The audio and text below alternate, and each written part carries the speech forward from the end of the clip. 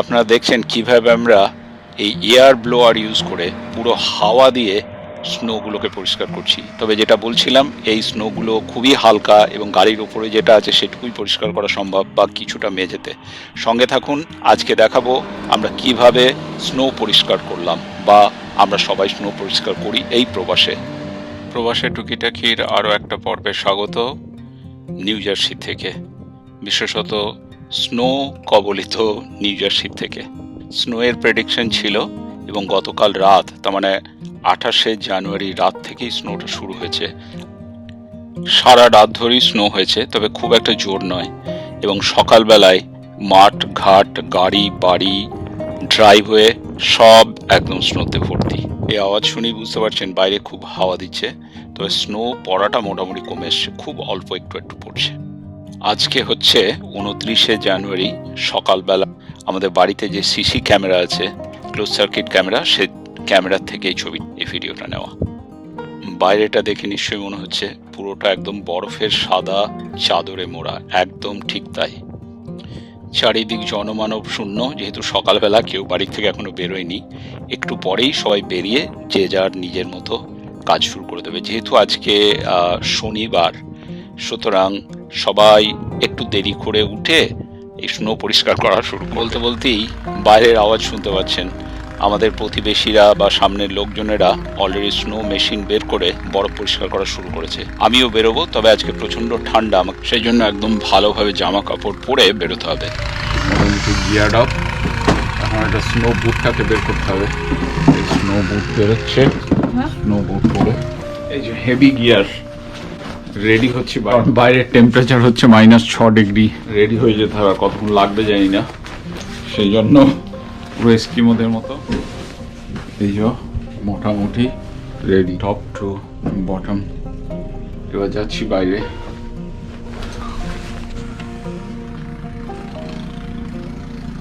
এই যে বেরিয়েছি এখন।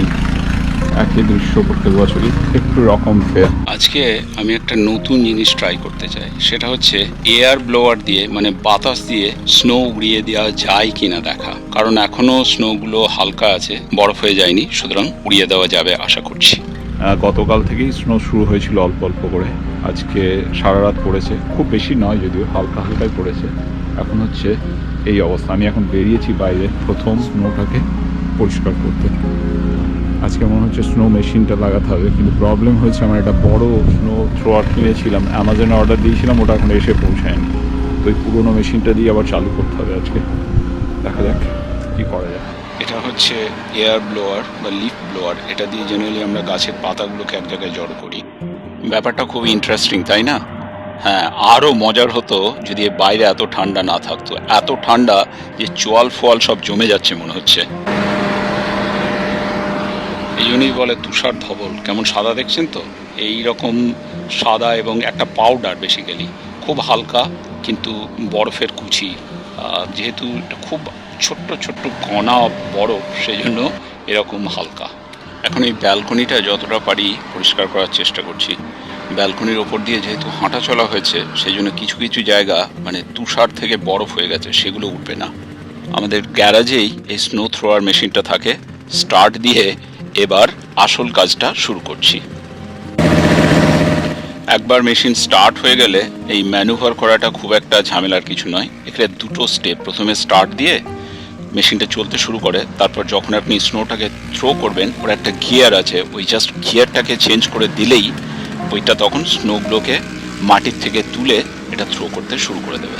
It's pretty simple, as long as যে কোয়ান্টিটি অফ স্নোটা যদি উইদিন লিমিটের মধ্যে থাকে। যদি 3 ফুট 4 ফুট স্নো পড়ে যায়, সেটা পরেও মাঝে মাঝে, তাহলে কিন্তু এই মেশিনের পক্ষে সম্ভব হয় না। তখন অনেক বড় মেশিন কিংবা ওই গল্ফ কার্ট যেগুলো থাকে, তার সামনে একটা স্নো ব্লেড লাগিয়ে দেওয়া হয়। এই স্নো থ্রোয়ার মেশিনগুলো খুব পাওয়ারফুল হয়। আমার যতটা মনে পড়ছে, এই মেশিনটার যা এবিলিটি, তাতে 20 ফুট পর্যন্ত দূরে স্নোকে থ্রো করে দেবে এবং 22 ইঞ্চি মতো জায়গাকে একটা টানে কভার করবে। আমাদের ড্রাইভওয়ে বা পার্কিং এরিয়ার গাড়ির পিছনের দিকটা প্রথমে পরিষ্কার করে নিচ্ছি। তাহলে যে সুবিধাটা হবে, গাড়িটাকে বের করে রাস্তায় নিয়ে যাব এবং রাস্তাতে গিয়ে গাড়ির ওপর থেকে বরফগুলোকে সরিয়ে নেওয়া যাবে। দেশে লাঙল বা ট্রাক্টর চালালে জমিটাকে যেমন দেখতে লাগে, অনেকটা সেরকম স্নো প্লাও চালানোর পর। আমার উল্টো দিকের প্রতিবেশী ববও বেরিয়েছে। ও মোটামুটি আশপাশের 4-5টা বাড়ির ফুটপাথগুলোকে পরিষ্কার করে দেয় যখনই স্নো পড়ে, এবং নিজের থেকেই করে। এখন আসছে আমার বাড়ির সামনের ফুটপাথটা পরিষ্কার করতে। আমরা এক পাড়াতে প্রায় 22 বছর ধরে আছি। ও সব কিছুতেই হেল্প করে, ভীষণ পরোপকারী মানুষ। ববের মধ্যে কোনো রকমের শান্তিপুরী লৌকিকতা নেই, যেটা করে সেটা একদম প্রাণ দিয়েই করে সব সময়। এখন আমিও ওই সঙ্গে লেগে পড়ে মোটামুটি ফুটপাথটা গাড়ি বের করার ব্যবস্থাটা করে ফেলছি, এবং এটা আপনাদেরকে একটু তাড়াতাড়ি করেই দেখাচ্ছি।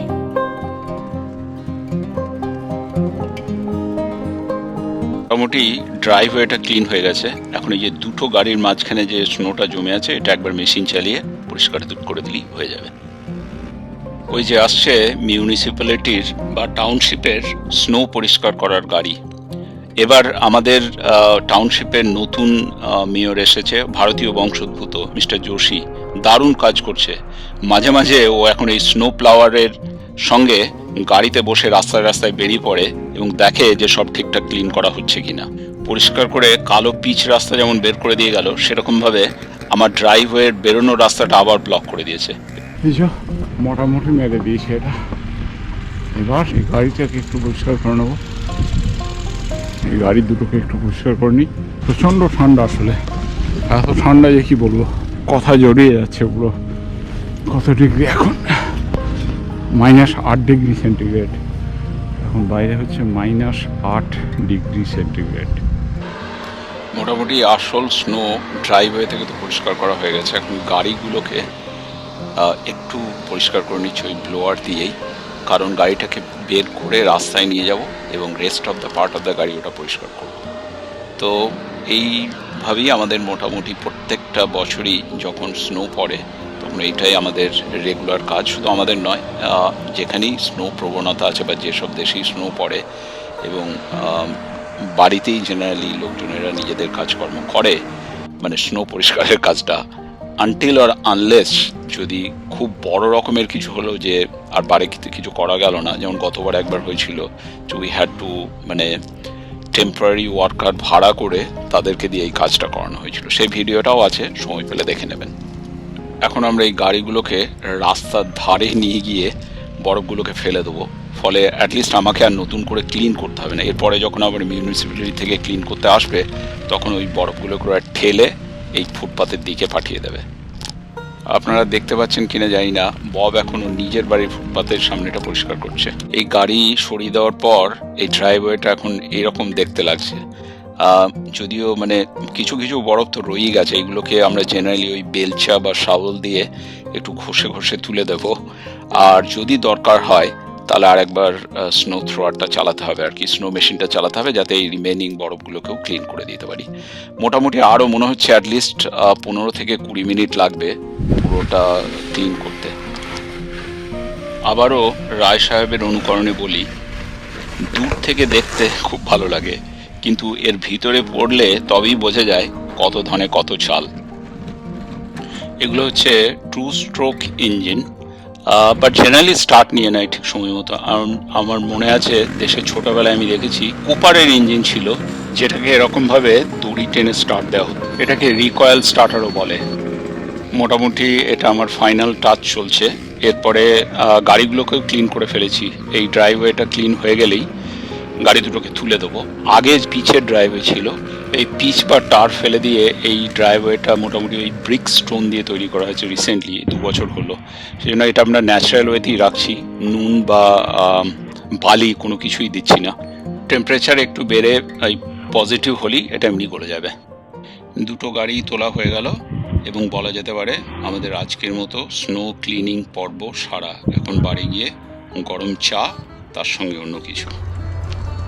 আলাস্কা কিংবা সাইবেরিয়া নয়, নিউ জার্সির এডিশন, যে ব্যাকইয়ার্ডে এরকম বরফ জমে আছে। এখন মাঠ, এখানে বাচ্চারা খেলা করে গ্রীষ্মকালে। এই যেখানে একটা বাস্কেটবল কোর্ট আছে, কিন্তু পুরো ব্যাপারটাই এখন বরফের নিচে। সঙ্গে থাকুন, এর পরের পর্বে দেখাবো আমাদের নেবারহুড কীরকমভাবে বরফের তলায় ডুবে আছে। কি মনে হচ্ছে চারিদিকে শুধু বরফ আর বরফ।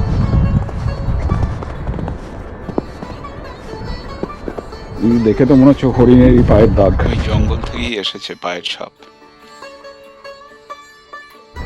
এই যে অ্যানাদার ভিউ অফ ফ্রোজেন কাঁদর বা নালা বা ক্রিক। আজকের এপিসোড ভালো লেগে থাকলে লাইক, শেয়ার এবং সাবস্ক্রাইব করতে ভুলবেন না। ধন্যবাদ সঙ্গে থাকার জন্য।